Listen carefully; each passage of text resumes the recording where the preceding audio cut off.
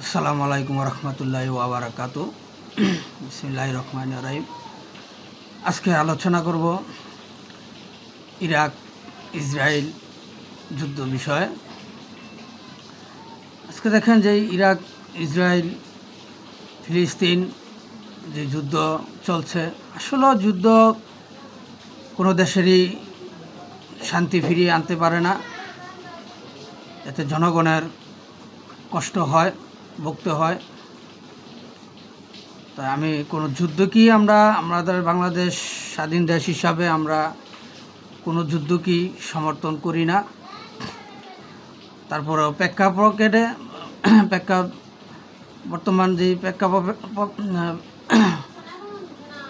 বর্তমান যে পরিস্থিতি চলছে, এই পরিস্থিতি অনুসারে কথা বলতে হয়।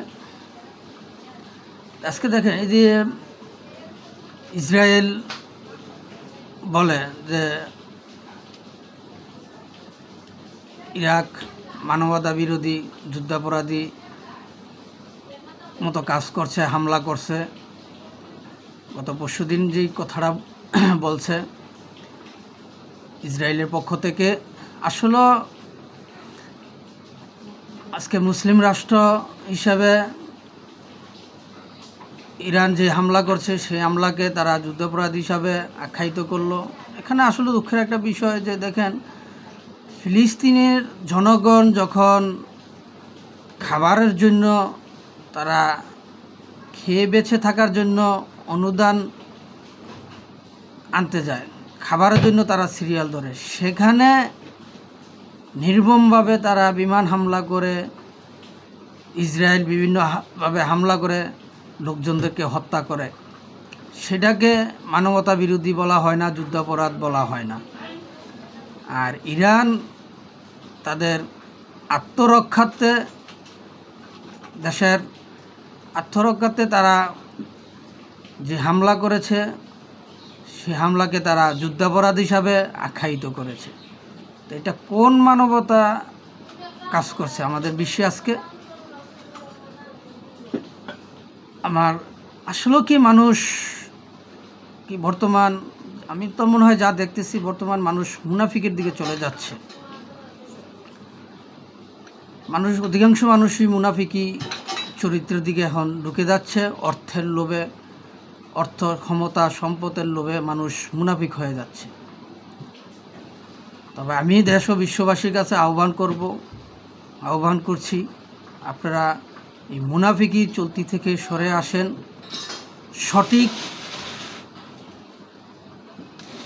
সঠিক দিকে আসেন, যেটা সঠিক সেটা বলেন। কারণ এই মুনাফিকি চলতি দিয়ে আপনারা কেউই কিছু পাবেন না। কারণ আমাদের মৃত্যু অনিবার্য। জন্ম যেমন সত্য, মৃত্যু তেমন সত্য। আমাদের জন্ম যখন হয়েছে, মৃত্যু হবে। তবে মৃত্যুর পরে আমাদেরকে জান্নাত পাইতে হলে আল্লাহ রাসূলের সঠিক কথাগুলো মানতে হবে, সেটাকে মূল্যায়ন করতে হবে আগে।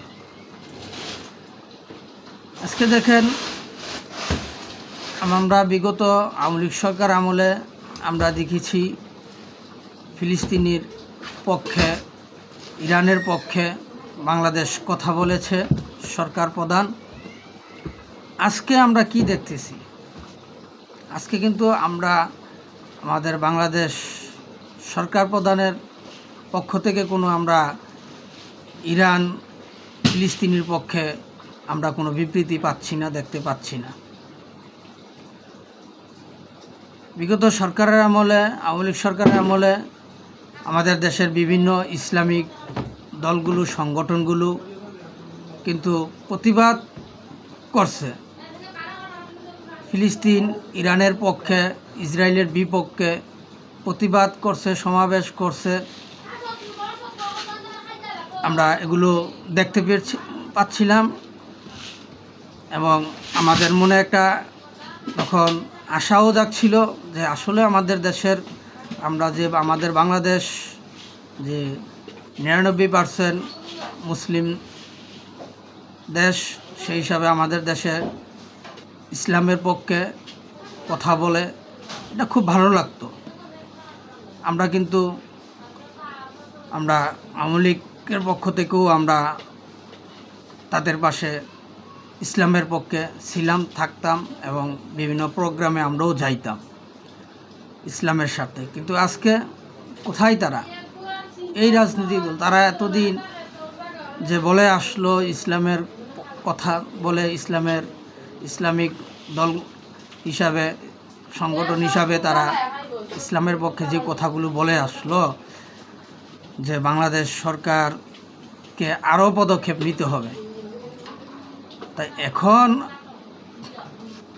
তারা কোথায়? আজকে কেন তারা ইসলামের পক্ষে, ইরানের পক্ষে এবং ফিলিস্তিনের পক্ষে কথা বলতে সাহস পাচ্ছে না, বলছে না? তারা কি সাহস পাচ্ছে না? তাদেরকে বাধাগ্রস্ত করা হচ্ছে যে না, তারা ক্ষমতার লোভে, যে আমরা যেই আওয়ামী লীগ সরকারকে পতন ঘটিয়েছি সবার সাথে, ছাত্র সমন্বয়ক নামে দেশবিরোধী চক্রান্তকারীদের সাথে জোট হয়ে আমরা সরকার পতন ঘটিয়েছি। এখন আমরা ইউনূস সরকারকে বসিয়েছি, তার বিরুদ্ধে কথা বললে আমাদের গদি থাকবে না। এখন কি এই চিন্তা ভাবনা করেই কি তারা ইসলামের পক্ষে, ইরানের পক্ষে, ফিলিস্তিনের পক্ষে কথা বলা বন্ধ করে দিল কিনা? আমার তো মনে হয় এমনটাই হয়েছে। যদি ক্ষমতা, অর্থের লোভ না থাকতো, তাহলে এখন যেই পরিস্থিতি, এই পরিস্থিতিতে ইসলামিক দলগুলো, সংগঠনগুলো তো দৈনিক প্রোগ্রাম করার কথা, দৈনিক প্রতিবাদ সমাবেশ করার কথা। কারণ আমরা জানি এই দেশ থেকে আমরা যাইয়া যুদ্ধ করতে পারবো না, আমাদের এটা সম্ভব না। কিন্তু আমরা তো নিন্দা, প্রতিবাদ জানাইতে পারি, আল্লাহর কাছে আমরা দোয়া করতে পারি ইরান এবং ফিলিস্তিনের পক্ষে আমরা কথা বলতে পারি। সেটাও আজ বন্ধ হয়ে যাচ্ছে। কেন? কি আমরা কি ওআইসি থেকে বেরিয়ে আসলাম নাকি? আমাদের এই দেশ কি ওআইসি থেকে বেরিয়ে আসলো নাকি? এখন এখানে একটা সন্দেহ জাগছে, আমার সন্দেহ জাগতেছে যে ওআইসিতে থেকে কি তারা বেরিয়ে আসার কোনো পরিকল্পনা করলো কিনা এই সরকার, সেটাও আমি আন্তর্জাতিক মুসলিম সংস্থার কাছে আহ্বান করছি। আপনারা এটা খতিয়ে দেখেন, কেন আজ বাংলাদেশ ইসলামের পক্ষে কথা বলতে নিশ্চুপ হয়ে যাচ্ছে না? আমাদের এই বাংলাদেশে আলেম নামে জালেম ঢুকে গেছে, মুনাফিক হয়ে যাচ্ছে। এই বিষয়গুলো তদন্ত করার জন্য আমি আন্তর্জাতিক মুসলিম সংস্থার কাছে আহ্বান করছি। আপনারা এই আমাদের দেশের যেই মুনাফিক আছে, আলেম নামে জালেম আছে, তাদের বিরুদ্ধে ব্যবস্থা নেওয়ার জন্য আমি আন্তর্জাতিক মুসলিম সংস্থার কাছে আহ্বান করছি। কারণ আমরা আওয়ামী লীগ সরকার থাকতে কিন্তু উৎসাহ দিয়েছি এবং ইসলামের পক্ষে কথা বলার জন্য ইসলামিক দলগুলো, সংগঠনগুলোকে আমরা সুযোগ দিয়েছি, তারা কথা বলছে। কিন্তু আজকে এই ছাত্র সমন্বয়কদের চক্করে পড়ে তারাও সরে আসছে, আওয়ামী লীগের বিপক্ষে চলে গিয়েছে, সরকার পতন ঘটিয়েছে। আর আজকে ইরান, ফিলিস্তিন, বিশ্ব মুসলিম দেশগুলোর পক্ষে কথা বলা বন্ধ করে দিয়েছে, প্রতিবাদ সমাবেশ করা বন্ধ করে দিয়েছে। কারণ আমরা আগে আওয়ামী লীগ সরকার থাকতে দেখছি, আমরা শুক্রবার আসলেই আমাদের কেন্দ্রীয় মসজিদ বাইতুল মুকাররম থেকে নামাজ শেষে একটা প্রতিবাদ সমাবেশ হচ্ছে বা প্রতিবাদী একটা মিছিল হচ্ছে ইসলামের পক্ষে, ইহুদিদের বিরুদ্ধে। কিন্তু আজকে সেটা বন্ধ হয়ে গেছে। কার স্বার্থে বন্ধ হয়ে গেলে এগুলো? এই ইসলামের পক্ষে কথা বলা কার স্বার্থে? কি পাকিস্তানি দোসরদের স্বার্থে? এই সমন্বয়ক নামে দেশবিরোধী চক্রান্তকারীদের স্বার্থে? নাকি তারা এই মেটিকুলাম প্ল্যান করে এবং মাস্টার মাইন্ড প্ল্যান করে সরকার পতন ঘটার কারণে তারা আজ চুপ হয়ে যাচ্ছে? আমি এই তদন্তগুলো আন্তর্জাতিক মুসলিম সংস্থার কাছে আবেদন করছি, আহ্বান করছি, এই তদন্তগুলো করেন আজকে কী কারণে এই বাংলাদেশের আলেম সমাজ এবং আলেম সমাজ সরে আসলো এই প্রতিবাদ সভা থেকে? কারণ আমরা যারা আওয়ামী লীগ করেছি বা করতেছি, আমরা তো আজকে আমাদেরকেও ট্যাগ লাগিয়ে দিচ্ছে যে আমরা আওয়ামী লীগের দোসর বলে ট্যাগ লাগিয়ে দিচ্ছে। সেজন্য আজকে আমরা রাস্তায় নামতে পারছি না, আমরা কোনো মিছিল প্রোগ্রাম করতে পারতেছি না, আমরা ইসলামের পক্ষেও কোনো কথা এখন বলতে পারতেছি না, কোনোটাই না। নিজের দলীয় বিষয় বা কোনো বিষয়ে আমরা এখন কথা বলতে পারতেছি না, মাঠে রাজপথে নামতে পারতেছি না। আমাদেরকে বাধাগ্রস্ত করা হচ্ছে এবং থানা হাজতে দেওয়া হচ্ছে। তারপরেও আমরা চেষ্টা করি অনলাইনে ভিডিও কনফারেন্সের মাধ্যমে বিশ্ব দেশবাসীর কাছে তুলে ধরার জন্য, কথা বলার জন্য চেষ্টা করি দেশ ও জনগণের স্বার্থে, ইসলামের স্বার্থে।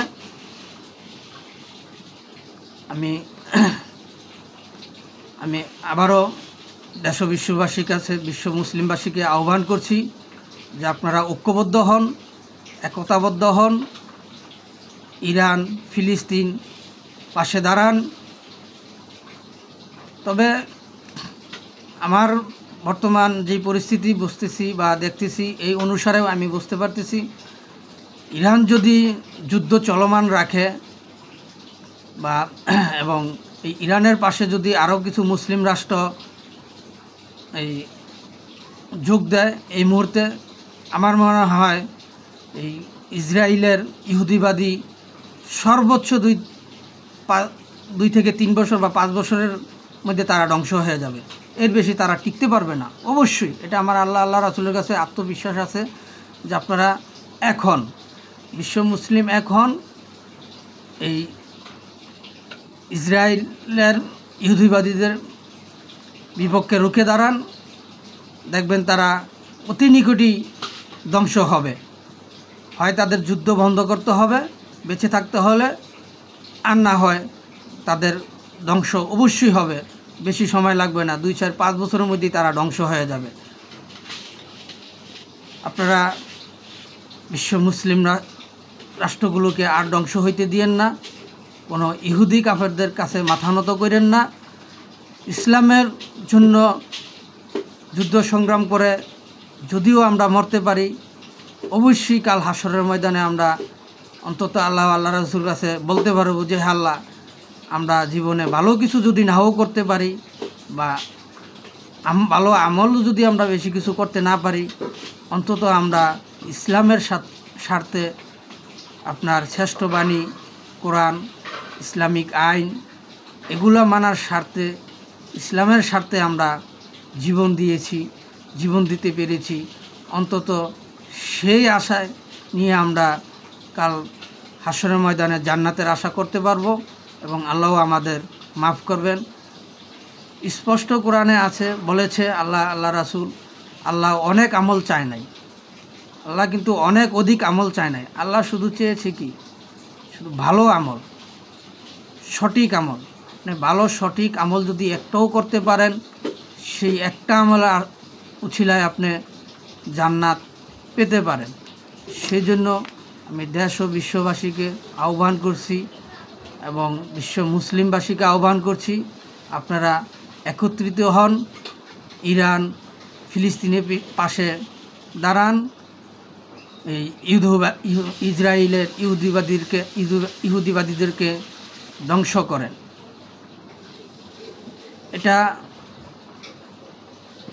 নিশ্চিত বলা যায় যে যদি আমরা বিশ্ব মুসলিম রাষ্ট্রগুলা এই মুহূর্তে এক হতে পারি এবং এক যুগে ইরানের সাথে, ইরান ফিলিস্তিনের সাথে, হুতির সাথে এক যুগে যদি আমরা, বেশি না মাত্র 1 সপ্তাহ একটানা যদি হামলা পরিচালনা করা যায় ইসরায়েলের ইহুদিবাদীদের বিপক্ষে, অবশ্যই তাদের পরাজয় হবে নিশ্চিত, ইনশাআল্লাহ। এটা ইহুদিবাদীদের পরাজয় হবে। আজকে যে কথাগুলো বললাম আসলে খুব দুঃখের সাথে বলছি, কারণ আমরা বিগত আওয়ামী লীগ সরকারের আমলে আমরা যেই প্রতিবাদগুলো দেখেছি ফিলিস্তিনের পক্ষে, ইরানের পক্ষে, ইসরায়েলের ইহুদিবাদীদের বিপক্ষে, আজ আমরা সেই প্রতিবাদগুলো দেখতে পাচ্ছি না। আমাদের আওয়ামী লীগ সরকার আমাদের 1971 সালে যুদ্ধকালীন অবস্থায় বাংলাদেশের স্বাধীনতার স্থীপিত মুসলিম নেতা, বাংলাদেশের জাতির পিতা, জাতির জনক বঙ্গবন্ধু শেখ মুজিবুর রহমানের নেতৃত্বে ফিলিস্তিনকেও সহায়তা করা হয়েছিল। আমাদের দেশে 9 মাস যুদ্ধ চলেছিল 1971 সালে। সে সময় শেখ মুজিবুর রহমান ফিলিস্তিনের পক্ষে সংগ্রাম করে গেছেন ইসরায়েলের ইহুদিবাদীদের বিপক্ষে। এবং আমাদের বঙ্গবন্ধুর সুযোগ্য কন্যা দেশজ জননেত্রী শেখ হাসিনাও ইরান ফিলিস্তিনের পক্ষে কথা বলে গেছেন, বিভিন্ন সহায়তা করে গেছেন, ফিলিস্তিনে চিকিৎসা সহায়তা দিয়ে গিয়েছিলেন এবং আমাদের বাংলাদেশ পার্লামেন্ট সংসদেও কথা বলেছেন ইরান ফিলিস্তিনের পক্ষে, ইসরায়েলের ইহুদিবাদীদের বিপক্ষে। কিন্তু আজকে এই অন্তর্বর্তী সরকার সেটা পারে নাই, উনি নির্জুপ হয়ে গিয়েছেন এবং বর্তমানে এই অন্তর্বর্তী সরকারকে সমর্থন দেওয়া আলেমরাও আজকে নির্জুপ হয়ে গেছেন, তারা চুপ হয়ে গেছেন। তারা স্পষ্ট বোঝা যাচ্ছে যে আমাদের বাংলাদেশে মুনাফিকের সৃষ্টি হয়েছে। তা আমি আমার দেশবাসীকে আহ্বান করছি, আপনারা এই মুনাফিকদের কাছ থেকে সরে আসেন এবং এই মুনাফিকদের বিরুদ্ধে সোচ্চার হন, আমাদের দেশটাকেও বাঁচান, সারা বিশ্বে ইসলামকে প্রতিষ্ঠিত করার সহায়তা করেন। সবাই এগিয়ে আসেন ইসলামের পক্ষে। আজকে এখানে এই পর্যন্তই শেষ করলাম। এতে আমার কথায় যদি কোনো ভুল ত্রুটি হয়ে থাকে দয়া করে আমাকে ক্ষমার দৃষ্টিতে দেখবেন, আমার ভুলগুলো সংশোধন করার সুযোগ দিবেন এবং সামনের দিকে ভালো কিছু করার সুযোগ দিবেন, আমাকে ভালো কিছু বলারও সুযোগ দিবেন, এই আশাবাদ ব্যক্ত করেই আজকে এ পর্যন্তই এখানে শেষ করলাম। জয় বাংলা, জয় বঙ্গবন্ধু, জয় হোক সর্বস্তরের জনগণের। আবারও জিতবে এবার নৌকা ইনশাআল্লাহ। সারা বিশ্বে ইসলামিক আইন প্রতিষ্ঠিত হবে ইনশাআল্লাহ।